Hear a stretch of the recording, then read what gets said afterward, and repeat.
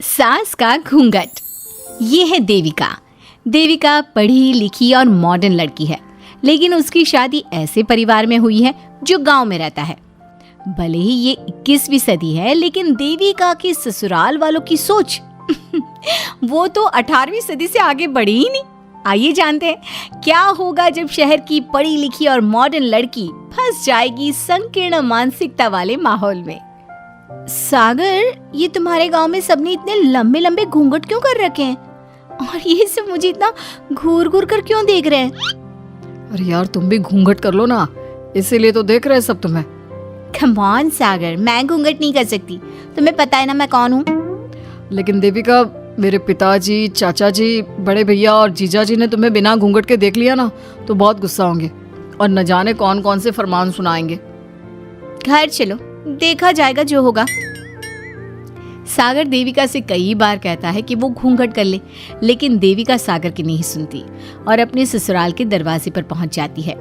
जब देविका वहां पहुंचती है तो देखती है कि उसकी सास बिमला, चाची सास कम्मो और जेठानी सुजाता ने लंबा सा घूंघट कर रखा था, पर उनकी ननद वीना ने घूंघट नहीं किया हुआ था। लेकिन हाँ, उसने सर पर सलीकी के साथ दुपट्टा जरूर ओढ़ा हुआ था। सागर अपनी पत्नी को सबसे मिलवा रहा होता है, तभी सागर के पिता जोगिंदर बोलते हैं, सागर, तूने बहू को इस घर के तौर तरीके नहीं समझा। हमारे घर की औरतें बिना घूंघट के किसी पर आए मर्द के सामने नहीं आती, और तू इसे ऐसे ही ले आया। पिताजी, मैं समझा दूंगा। वो नई नई शहर से आई है ना, इसलिए उसे पता नहीं है। सागर की बात सुनकर उसके चाचा जी महेंद्र बोलते हैं, ये बात तो तुझे गांव में कदम रखते ही अपनी बीवी को समझानी चाहिए थी। हमारा गांव में बहुत नाम है। तेरी बीवी ऐसे गांव भर में घूमेगी तो क्या इज्जत रह जाएगी हमारी। ये बोलकर जोगिंदर और महेंद्र वहां से चले जाते हैं। शाम को घर की सारी औरतें खाने की तैयारी करती है। खाना तैयार हो जाता है, लेकिन घर की कोई भी औरत खाना नहीं खाती। बहुत रात हो जाती है, तब देविका कहती है, सासू माँ, खाना बने हुए तो देर हो गई, रात भी बहुत हो गई है, हम लोग खाना क्यों नहीं खा रहे हैं? अरे बहू, ये क्या बोल रही हो? हमारे यहाँ घर की औरतें तब तक खाना नहीं खाती जब तक घर के मर्द खाना ना खा ले। लेकिन इतनी देर हो गई, आप सबको भूख नहीं लग रही क्या? तभी देविका की जेठानी सुजाता कहती है, लग तो रही है, लेकिन यहाँ की यही रीत है, ये निभानी तो पड़ेगी ना। भाभी जी, ये रीत नहीं है, औरतों को प्रताड़ित करने का एक तरीका है।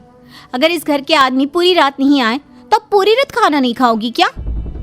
देविका ये बोलकर सीधा सागर के पास जाती है। सागर उसे समझाता है, देविका, यहाँ ऐसा ही होता है, तुम थोड़ा सब्र कर लो, पिताजी और चाचा जी आते ही होंगे, फिर हम सब खाना खाएंगे। सागर देविका को समझा ही रहा था, तभी देविका की ननद वीना आकर कहती है, सागर, खाना खाने आ जाओ, पिताजी और चाचा जी आ गए हैं। चलो देविका, तुम्हारा इंतजार खत्म हुआ। सागर खाने के लिए बैठ जाता है। जब सब खाना खाने बैठते हैं तो देविका भी बैठ जाती है। सागर धीरे से उसे कहता है, अरे देविका, ये क्या कर रही हो? तुम इस तरह हमारे साथ खाना नहीं खा सकती। मगर क्यों सागर, मुझे भूख लगी है, सब लोग खा रहे हैं तो मैं क्यों नहीं खा सकती? ये हमारे घर का नियम है, पहले घर के आदमी खाते हैं और बाद में औरतें। लेकिन सागर, हमारे घर में तो ऐसा कोई नियम नहीं है।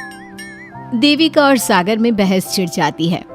तब सागर का बड़ा भाई कहता है, सागर, तेरी बीवी को एक बार में समझ में नहीं आता क्या कि इस घर की औरतें मर्दों के खाना खाने के बाद ही खाना खा सकती है? भैया, मैं देविका को यही समझा रहा था। मुझे तो लग रहा है कि इसके दिमाग में कोई बात ही नहीं बैठती एक बार में। भैया, मेरे दिमाग में बात तब बैठेगी ना जब आपकी बात कोई ढंग की होगी। अरे आखिर क्यों घर की औरतों को आप लोगों की बात खाना मिलेगा? हाँ, अब से पहले घर की किसी औरत ने घर की किसी मर्द से इस लहजे में बात नहीं की थी, इसलिए वो सब देविका की बात सुनकर हैरान रह गए। तभी सागर की जीजा और वीना के पति कल्याण जी कहते हैं, ये क्या है सागर, इस घर की दीवारों को औरतों की इतनी ऊंची आवाज सुनने की आदत नहीं है। अपनी बीवी को बोल जरा होश से काम ले और चुपचाप चली जाए। क्यों चली जाऊं मैं चुपचाप? इस घर की औरतें आपकी हर बात बर्दाश्त कर लेंगी, लेकिन मैं शहर की पढ़ी लिखी लड़की हूँ। आपके कोई भी फालतू के रीति रिवाज मैं नहीं बर्दाश्त करने वाली। इस तरह देविका ने सारे घर की औरतों के लिए मिसाल पैदा कर दी। जोगिंदर के घर में पहली बार किसी महिला ने विरोध का स्वर उठाया है, ये बात घर के किसी मर्द को बर्दाश्त नहीं हो रही है। तभी जोगिंदर कहता है, महेंद्र, मोहन, इस बेशर्म लड़की को कमरे में बंद कर दो और आज इसे कोई खाना नहीं देगा। अगर किसी ने इसे खाना दिया तो मैं उसे जिंदा नहीं छोड़ूंगा। महेंद्र और मोहन उसे कमरे में बंद कर देते हैं और उसे खाना भी नहीं देते। रात के 3 बज जाते हैं। भूख की वजह से देविका को नींद भी नहीं आती। तभी उसे कुछ महसूस होता है। ऐसा लग रहा है कोई दरवाज़ा खोल रहा है, लेकिन इतनी रात को कौन हो सकता है? कहीं सागर तो नहीं? देविका उम्मीद भरी नजरों से दरवाजे की तरफ देखती है, लेकिन दरवाजा खोलने वाला सागर नहीं बल्कि विमला और कम्मो है। माँ जी, चाची जी, आप दोनों? बहू, ये ले, हम तेरे लिए खाना लाए हैं, खा ले। और ये बात ना तो किसी को बताना मत कि हमने तुझे खाना दिया है, नहीं तो हमारे मर्द मार मार कर हमारा बुरा हाल कर देंगे। माँ जी, आप यहाँ इतना घुट घुट कर क्यों रहती हो? देविका, अब तू भी इस घर की बहू है, तू भी हमारी तरह रहना सीख ले। इस घर के कायदे कानून अपना ले। इस घर के मर्द तो कभी बदलने वाले हैं नहीं बहू, तो तू ही बदल ले अपने आप को। माँ जी, बदलाव अच्छे के लिए हो तो हमें बदलना चाहिए, बेकार और बेतुकी बातों का तो विरोध करना चाहिए। दोनों ने देविका को समझाने की कोशिश की, लेकिन देविका ने उल्टा उन्हें ही समझा दिया। इसी तरह एक दिन देविका किसी बात पर जोर जोर से हंस रही थी। तभी देविका की सास विमला ने उसे टोकते हुए कहा, अरे बहू, तू इतनी जोर जोर से क्यों हंस रही है? हमारे घर की औरत इतनी जोर जोर से नहीं हंसती। विमला अपनी बहू को समझा रही थी कि तभी महेंद्र बोलता है, अरे कम्मो, कौन है ये औरत जो बेशर्मों की तरह जोर जोर से हंस रही है? तभी कम्मो और देविका बाहर आ जाती हैं। जी वो मैं हंस रही थी चाचा जी, अब आप लोग हंसने पर भी पाबंदी लगाओगे क्या? तुम जैसी बदतमीज लड़कियों से मैं बात नहीं करना चाहता, लेकिन कान खोलकर सुन लो, इस घर की औरतें इतना जोर जोर से नहीं हंसती। और हाँ, तुम्हें पहले ही बता चुके हैं कि इस घर की दीवारों को औरतों की तेज आवाज सुनने की आदत नहीं है। इस घर की दीवारों को आदमियों की ऊंची आवाज सुनने की आदत है, लेकिन औरतों की नहीं। चाचा जी, आपके घर की दीवारें तो बहुत दोगली है। हर पाबंदी औरतों के लिए क्यों चाचा जी? औरतें ये नहीं कर सकती, औरतें वो नहीं कर सकती।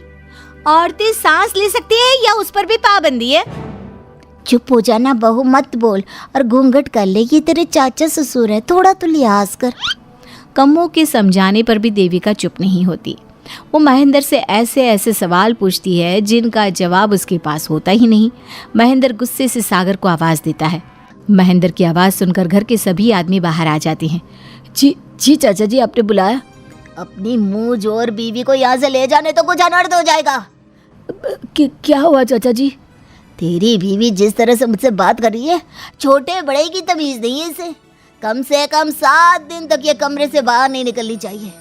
अगर इसे मैंने कमरे से बाहर देख लिया तो किसी की खैर नहीं, समझे? पर मैंने कुछ गलत नहीं बोला। सागर, जो सच है मैंने वही कहा है। देविका, चलो मेरे साथ। लेकिन सागर, मेरी बात तो सुनो। सागर देविका को वहां से ले जाता है। इसी तरह से कई दिन बीत गए। अब देविका अपने ससुराल में हर गलत बात का विरोध करने लगी, लेकिन जितना ज्यादा वो विरोध करती, उसके ससुराल वाले उस पर उतना ही ज्यादा अत्याचार करते। अब देखना यह है कि देविका अपने ससुराल वालों के अत्याचार को यूं ही सहती रहेगी। क्या उसके ससुराल में घूंघट में औरतों का दम इसी तरह घुटता रहेगा? अगर आप इन सवालों के जवाब जानना चाहते हैं ना, तो हमें कमेंट करके ज़रूर बताइएगा।